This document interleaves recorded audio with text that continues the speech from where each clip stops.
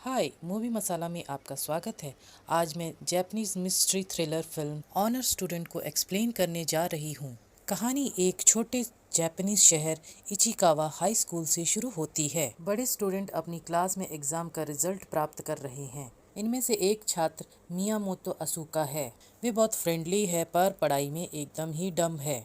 हालांकि टेस्ट बहुत इजी था, लेकिन उसे एक भी प्रश्न का उत्तर नहीं आता था और उसे 0 मार्क्स प्राप्त हुआ। लेकिन उसका प्रेमी योशिदा अच्छी बात देखता है और कहता है कि 0 तुम्हारा लकी नंबर है। उन्हें टीचर द्वारा डांटा जाता है क्योंकि वे जानते हैं कि अगर असुका ने पढ़ाई नहीं करी तो उसका फ्यूचर खराब हो जाएगा। और अब ये हिस्ट्री के टेस्ट का टाइम है जिससे असुका डर रही है। पहले क्वेश्चन में उस मॉन्यूमेंट का नाम पूछा जाता है जहां सिक्का डालने से सारी मनोकामनाएं पूरी होती हैं। वे जवाब नहीं जानती है लेकिन खाली जगह नहीं छोड़ती। वे एक बेतरकीब जगह का नाम लिखती है जिसे गैचुमो कहा जाता है।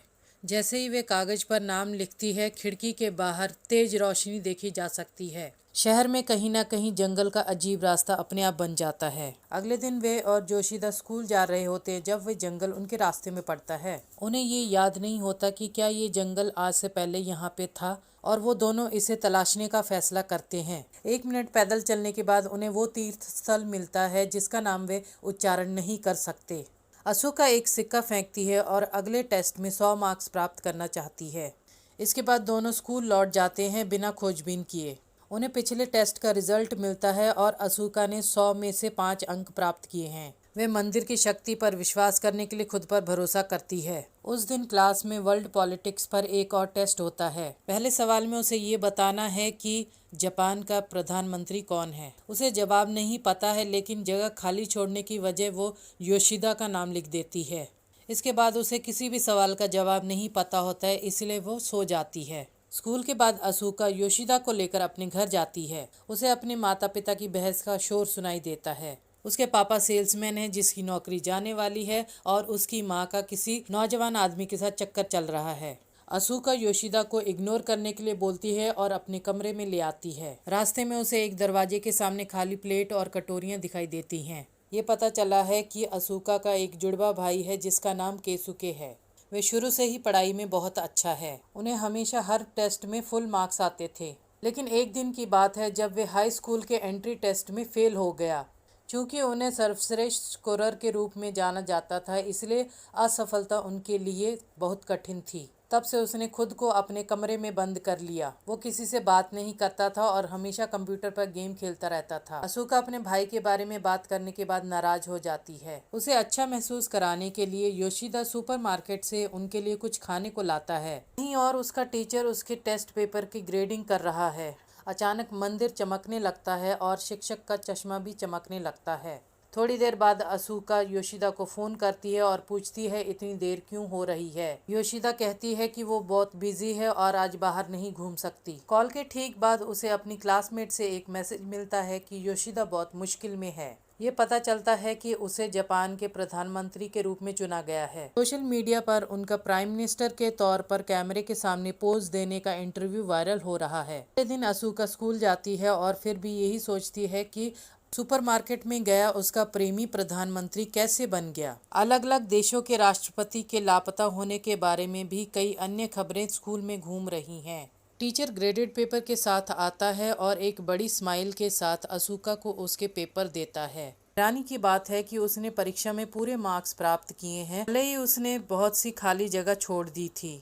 करीब से देखने के बाद उसे पता चलता है कि योशिदा प्रधानमंत्री बन गया क्योंकि उसने परीक्षा में ऐसा लिखा था। इसी तरह अलग अलग देश के प्रधानमंत्री गायब हो रहे हैं क्योंकि उसने बाकी जगह खाली छोड़ दी थी। मंदिर ने उसकी इच्छा पूरी की है, लेकिन उस तरीके से नहीं जैसा उसने सोचा था। अब दुनिया उसके जवाबों के अनुसार बदल जाएगी ताकि उसको पूरे मार्क्स मिल सकें। अपनी गलती को सुधारने के लिए वे सभी सही उत्तरों को गूगल कर लेती है और उन्हें टेस्ट पेपर पर लिख देती है। योजना काम करती है और योशिदा को काम के पहले दिन निकाल दिया जाता है। दुनिया के सभी राष्ट्रपति तुरंत मिल जाते हैं और सब कुछ ठीक हो जाता है।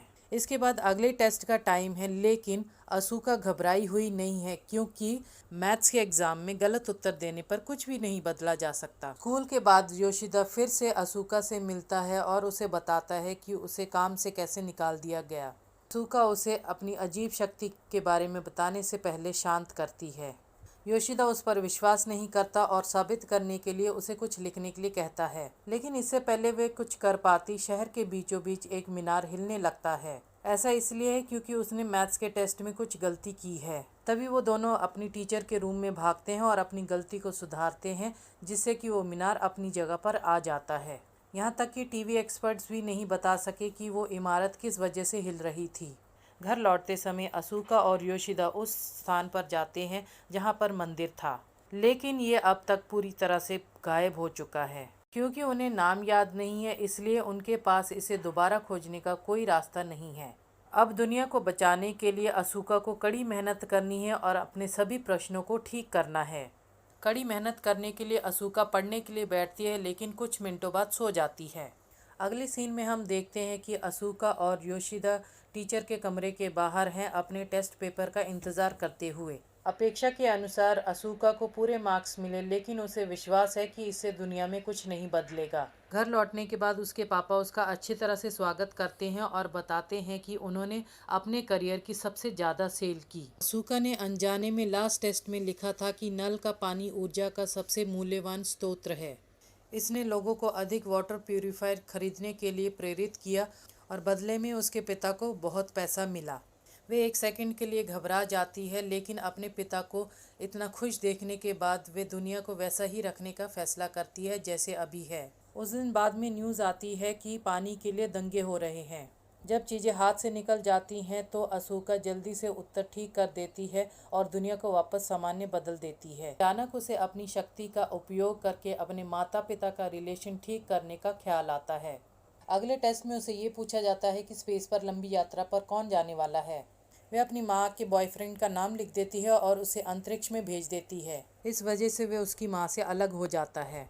वे उसके जाने के बाद अपने परिवार और अपने पति पर ध्यान देना शुरू कर देती है। असूका का जीवन कोई बेहतर नहीं हो सका। अब उसे अपने जुड़वे भाई केसुके की मदद करनी है।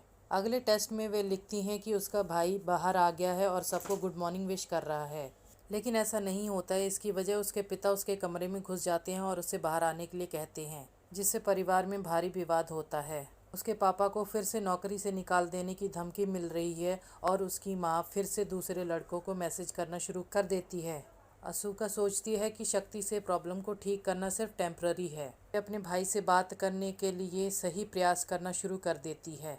क्योंकि वो अभी भी पढ़ाई में अच्छा है, वो उसके दरवाजे के बाहर बैठ जाती है और ज़ोर ज़ोर से पढ़ने लगती है। वो बहुत सारी मिस्टेक करती है जो केसुके को अच्छी नहीं लगती, लेकिन फिर भी वो कुछ दिनों तक कुछ नहीं बोलता। फिर वो एक दिन मैथ्स की प्रॉब्लम छोड़ने की बात करती है क्योंकि वो बहुत मुश्किल होता है। फिर केसुके उससे बात करता है और उसे बताता है। अपने भाई के मार्गदर्शन के बाद असूका अच्छी तरह से पढ़ने लगती है, भले ही ये बंद दरवाजे के पीछे से उससे बात करती है। आखिरकार उसके पिता सेल्समैन पर किताबें पढ़ते हैं और खूब मेहनत करते हैं। उसकी माँ अपने फ़ोन से सभी प्रेमियों के नंबर डिलीट कर देती है और अपने परिवार पर ध्यान देती है। एक हफ्ते बाद असूका बिना किसी की मदद से एग्ज़ाम में पूरे अंक प्राप्त करती है। वे खुशखबरी लेकर अपने भाई के पास दौड़ती है, लेकिन वो फिर भी दरवाज़ा नहीं खोलता। अगले दिन असूका और उसके माता पिता खाना एंजॉय कर रहे हैं। तभी अचानक किसुके नीचे आता है और अपने माता पिता को गुड मॉर्निंग विश करता है। वे हार मानने के लिए अपने माता पिता से माफ़ी मांगता है और अब से अच्छा करने का वादा करता है। एक दिन स्कूल जाते समय असूका और योशिदा को असूका के बैग से पहला टेस्ट पेपर मिला, जिसे उसने फाड़ दिया था क्योंकि उसे 100 में से 5 अंक मिले थे। वे टुकड़ों को एक साथ जोड़ती है, जो अचानक मंदिर के लिए मार्ग बना देता है। तभी उसने ये नोटिस किया कि उसने पहले उत्तर में गचीमो नाम की एक इच्छा देने वाले तीर्थ के बारे में लिखा था। तीर्थ इसके कारण प्रकट हुआ होगा। तभी दोनों तीर्थ स्थल जाते हैं और विनती करते हैं कि इच्छा को उलट दो और दुनिया को वापस ठीक कर दो। वे कुछ होने का इंतज़ार करते हैं और कुछ नहीं बदलने पर निराश हो जाते हैं। स्कूल में टीचर एक और टेस्ट लेते हैं जो ज्योग्राफी और पॉपुलेशन के बारे में है। अचानक असूका को याद आता है कि मंदिर केवल उसकी इच्छा इसलिए पूरी कर रहा है क्योंकि उसने एक सिक्का चढ़ाया था। इसका मतलब है इच्छा को उलटने के लिए उसको सिक्का वापस लेना होगा। वे जल्दी से टेस्ट पूरा करती है और उसे वापस लेने के लिए दौड़ती है। हालांकि सिक्का एक संदूक के अंदर है। वे इसे निकालने के लिए छड़ी का उपयोग करती है और लगभग सफल होती है। कहीं और किसुके और उसके माता पिता उसके भविष्य के बारे में बातें कर रहे हैं। वो अपनी उस कंडीशन से बाहर निकलकर खुश है और आगे के जीवन के लिए उत्साहित है। उसकी माँ को भी दुख है कि उसने अपने पति को इतना परेशान किया। पूरी फैमिली अपने मतभेदों को ठीक कर रही है। साथ ही हम देखते हैं कि असूका की टीचर हॉल में सबकी परीक्षा की ग्रेडिंग कर रहा है। वे असूका के पेपर पर जाता है और हमेशा की तरह शतक बनाता है। उसी समय वे सिक्का वापस संदूक में गिरा देती है। अचानक सिक्का उस पर तेज रोशनी डालता है। कुछ सेकंड बाद अचानक कोई भी मंदिर के सामने नहीं है। वास्तव में पूरा शहर, देश, दुनिया खाली है, जैसे हर इंसान नीले रंग में गायब हो गया हो। लास्ट सीन में हम देखते हैं कि असूका लास्ट क्वेश्चन का आंसर नहीं देती, जिसमें ये पूछा गया था कि करंट वर्ल्ड पॉपुलेशन क्या है।